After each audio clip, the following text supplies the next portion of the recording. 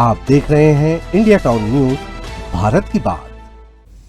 नमस्कार, आप देख रहे हैं इंडिया टाउन न्यूज और मैं हूं आपके साथ हर्षिता। स्वागत है आपका हमारे खास बुलेटिन खबरें मध्य प्रदेश की में, जहां हम आपको मध्य प्रदेश की महत्वपूर्ण खबरों से रूबरू कराएंगे।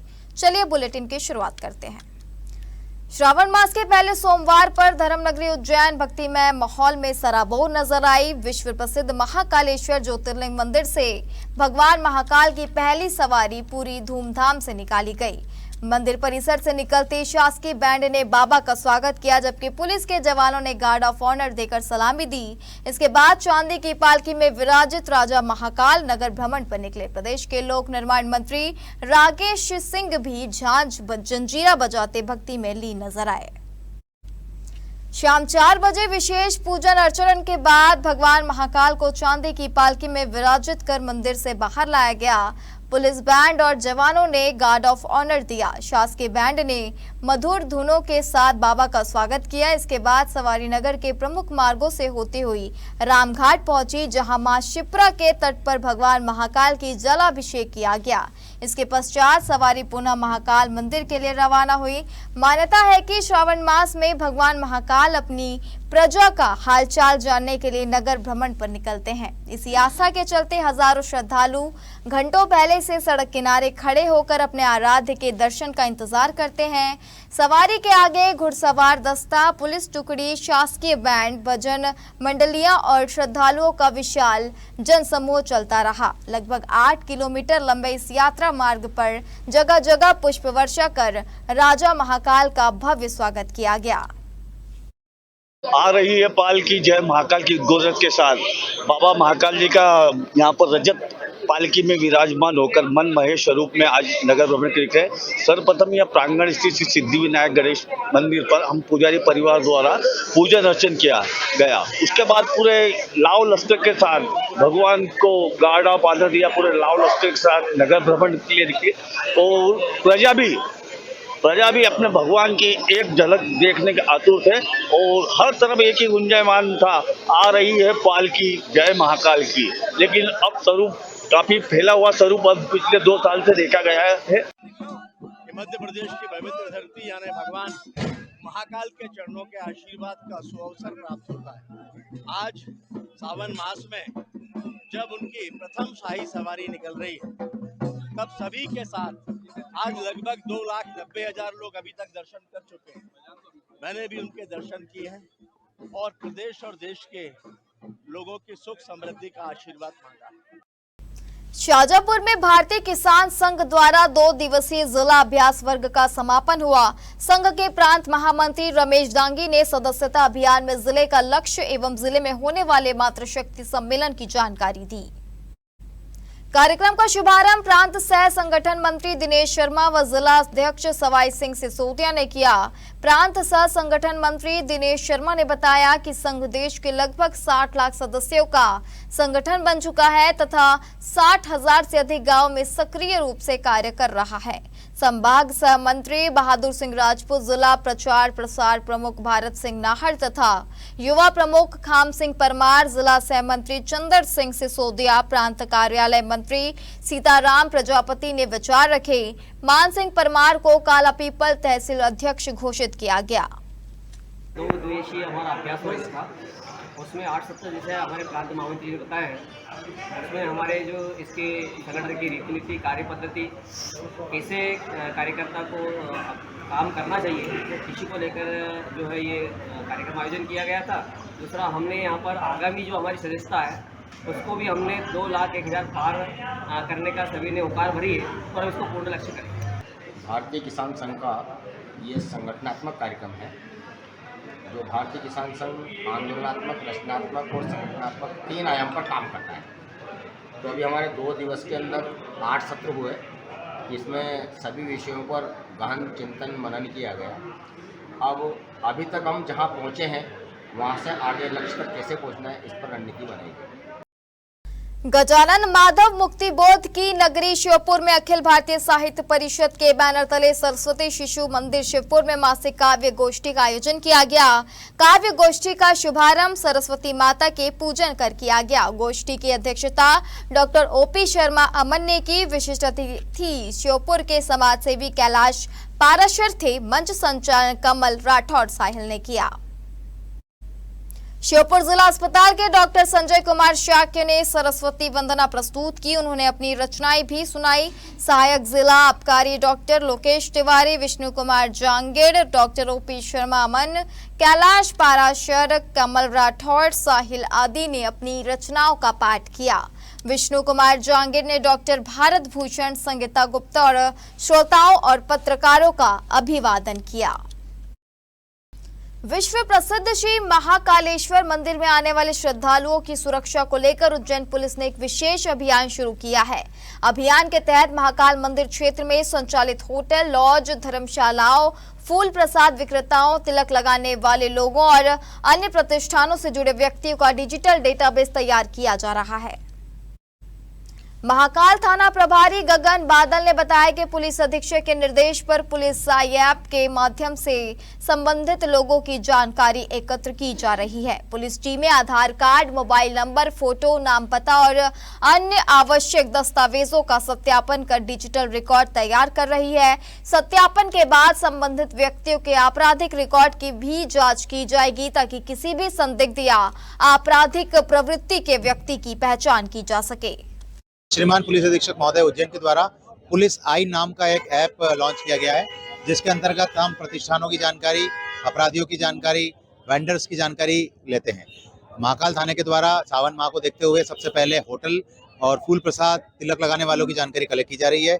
इसके अंतर्गत उनके आधार कार्ड, नाम, मोबाइल नंबर, फोटोग्राफ्स आदि जानकारी डिटेल्स हम लोग ले रहे हैं। इन जानकारी कलेक्ट करने के साथ में ही उनके आपराधिक रिकॉर्ड भी देख रहे हैं और इन सब का उद्देश्य एक ही है, देश विदेश से आने वाले दर्शनार्थी एक अच्छा अनुभव लेके उज्जैन से जाएं।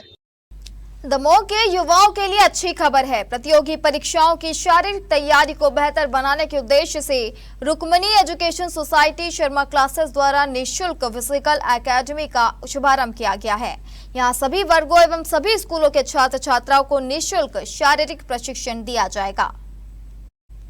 दमोह में शर्मा क्लासेस द्वारा संचालित फिजिकल एकेडमी का शुभारंभ हो गया है। अब यहां के बच्चों को प्रैक्टिस के लिए अन्य शहरों का रुख नहीं करना पड़ेगा।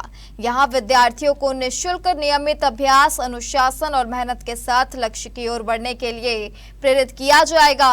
छात्र छात्राओं को विभिन्न शारीरिक गतिविधियों का प्रशिक्षण दिया जाएगा। इसका उद्देश्य युवाओं को पुलिस, वन विभाग, रेलवे, सेना एवं अन्य भर्ती परीक्षाओं की शारीरिक दक्षता परीक्षा के लिए तैयार करना है।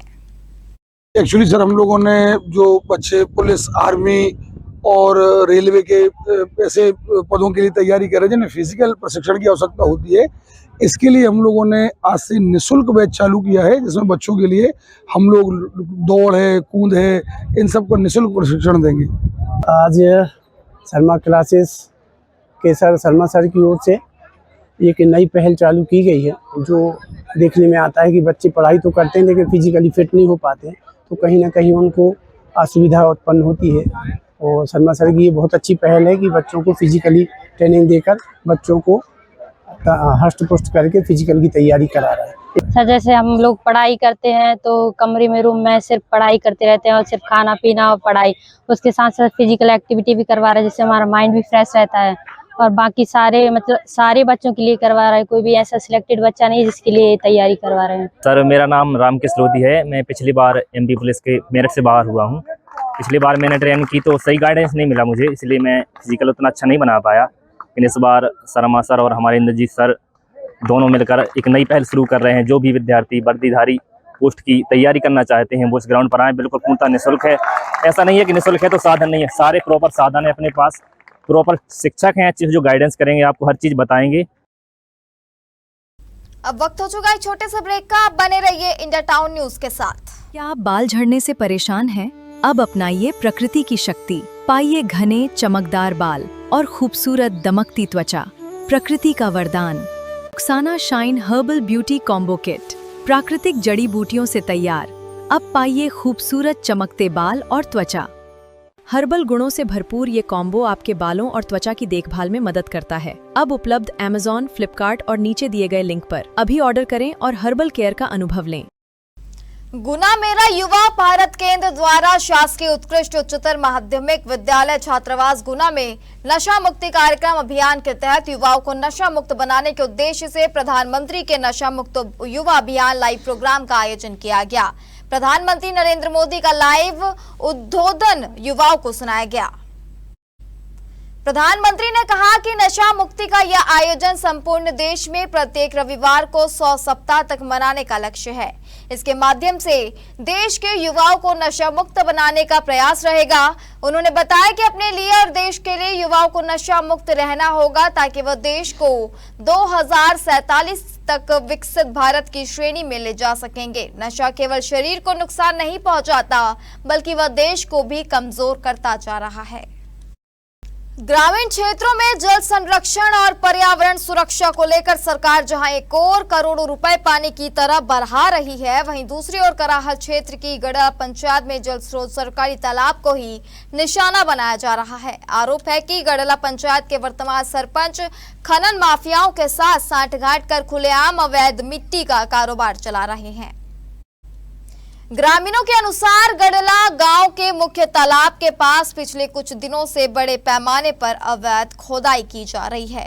माफियाओं द्वारा दिन दहाड़े जेसीबी से तालाब के कैचमेंट एरिया से सैकड़ों ट्रॉली मिट्टी निकाली जा चुकी है। ग्रामीणों का आरोप है कि इस अवैध खनन के पीछे सीधे तौर पर स्थानीय सरपंच का हाथ है। गड़ला गांव के तालाब से अवैध रूप से खोदी जा रही मिट्टी को ट्रैक्टर, ट्रॉली और डंपरों के जरिए पड़ोसी गांव बरगवा में ले जाया जा रहा है। वहीं इस मिट्टी को निजी निर्माण कार्य और व्यावसायिक उपयोग के लिए ऊंचे दामों पर बेचा जा रहा है। इसके लिए माइनिंग विभाग से कोई न कोई अनुमति ली गई है। खुदाई के कारण तालाब की मेड़ कमजोर हो रही है। खातेगांव तहसील के हरण गांव थाना क्षेत्र अंतर्गत ओकारा गांव में एक स्कूल बस से बड़ा हादसा हो गया है। बस चालक की लापरवाही के चलते 4-5 स्कूली छात्र छात्राएं घायल हो गए। इसमें शासकीय हायर सेकेंडरी स्कूल ओकारा की छात्रा तनीषा मीना को गंभीर चोटें आई हैं। जानकारी के अनुसार स्कूल से छुट्टी के बाद छात्रा बस से अपने घर लौट रही थी। इसी दौरान वह बस के गेट से घसीटती चली गई जिससे उसे गंभीर चोटें आई। हादसे के बाद उसे तत्काल नजदीकी अस्पताल ले जाया गया, जहां प्राथमिक उपचार के बाद गंभीर स्थिति को देखते हुए इंदौर रेफर कर दिया गया। वहां जांच में छात्रा की कमर में फ्रैक्चर की पुष्टि हुई जिसके बाद उसका ऑपरेशन किया गया। वहीं इस हादसे में अन्य 4-5 छात्र छात्राओं को भी चोटें आने की जानकारी है। परिजनों ने मामले की शिकायत हरण गांव थाने में की है। पुलिस ने FIR दर्ज कर मामले की जांच शुरू कर दी है। सरकारी स्कूल से मकवाना बस आने वाली थी, 2 बजे का टाइम है उसका। 2:15 को 2:10 को ऐसे कुछ आई वो, और बच्चे नहीं चढ़े। बच्चे उसके पास पहुंचे और पकड़ने लगे और गाड़ी वाले ने गाड़ी भगा ली। इस वजह से मेरी बच्ची का हादसा हुआ। फिर क्या इलाज कहाँ पे करवाया? मेरे पेलम तो कन्नौज ले गया, कन्नौज से खातेगांव ले गया। खातेगांव में एक्सरा हुआ जिसके बाद में उन्होंने बोल दिया कि आपको इंदौर जाना पड़ेगा। इंदौर गया, वहाँ उसका इलाज करवाया। उसके खून भी कम हो गया था, 2 बॉटल खून चढ़ी, जिसके बाद में 3 दिन के बाद में उन्होंने ऑपरेशन करा, जिसके बाद में फिर एक छुट्टी मिली। 1882 में स्थापित मध्य प्रदेश के रतलाम जिले की हुसैन टेकरी शरीफ पर हजरत इमाम हुसैन व उनके साथियों की याद में चहल्लुम मनाया जा रहा है। अंजुमन ए हैदरिया अल हिंद ने अलम का जुलूस निकाला। इसमें श्रद्धालुओं ने हुसैन को याद करते हुए खंजर और अन्य नुकीली वस्तुओं से शरीर से खून बहाकर आस्था प्रकट की। इसमें 5 से 10 साल के बच्चे भी पीछे नहीं रहे। आज रात 10 बजे हुसैनी मिशन का मातम एक खदंक चूल का आयोजन किया जाएगा। सबसे पहले 4 चूल से 48 दूल्हे अलमदार अंगारों पर चलकर निकलेंगे। इसके बाद शिफा के लिए आमजन भी चूल में चलेंगे। देखिए रतलाम से राहुल बैरागी की रिपोर्ट। हुसैन टेकरी की सबसे खूबसूरत बात यह है कि चहल्लुम में हर धर्म समुदाय के श्रद्धालु आते हैं। सामान्य तौर पर शिया व सुन्नी समुदाय एक साथ नहीं, कहीं पर भी चहलुम नहीं मनाते, लेकिन जावरा में इमाम हुसैन के दरबार में ऐसा कोई भेद नहीं है। ये देश का संभवतः पहला ऐसा स्थान है जहां चहलुम की तमाम व्यवस्थाएं सुन्नी वक्फ हुसैन टेकरी शरीफ जुटाता है और मातम समेत चहलुम के सभी कार्यक्रम शिया समुदाय द्वारा किए जाते हैं। पूरे 10 दिनी चहलुम में 6 शिया अंजुमन यहाँ विभिन्न जुलूस, मजलिस आदि कार्यक्रम करते हैं। 1939 से 1945 तक द्वितीय विश्व युद्ध चला, तब इराक मुख्य करबला जाने का रास्ता बंद हो गया था। 1942 में शिया समुदाय ने तत्कालीन नवाब इफ्तिखार अली से जावरा हुसैन टेकरी में मातम मनाने की इजाजत मांगी तो नवाब ने चहलुम की अनुमति दे दी। तभी से यहाँ शिया सुन्नी संयुक्त रूप से कार्यक्रम करते हैं। बड़ी तादाद में हिंदू भी यहाँ जियारत करने आते हैं। एक तरफ जहाँ पाकिस्तान में शिया सुन्नी विवाद चल रहा है तो वहीं हुसैन टेकरी में एकता की मिसाल पेश हुई है। ये जो चहलुम का आयोजन है हज़रत इमाम हुसैन रज़ियल्लाहु तआला अन्हु शहीदान करबला की याद में मनाया जाता है।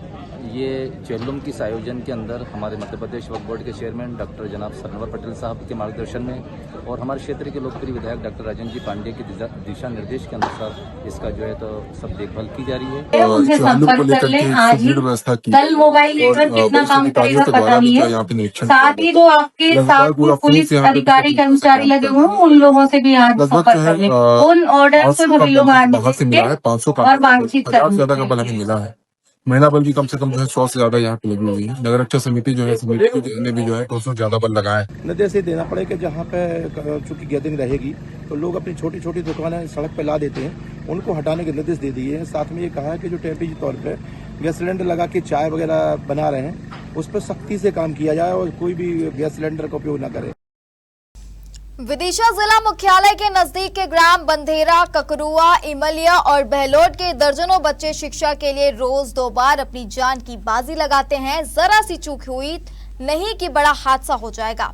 सालों से दर्जनों छात्र छात्रा इस बड़े संकट से जूझते आ रहे हैं। स्टॉप डैम की जगह अगर हाई लेवल ब्रिज बना दिया गया होता तो बच्चों को इस त्रासदी से जूझना नहीं पड़ता। स्कूल की दूरी कम होने पर उनका समय तथा शारीरिक श्रम भी बचता। देखिए विदिशा से सोनू नामदेव की रिपोर्ट।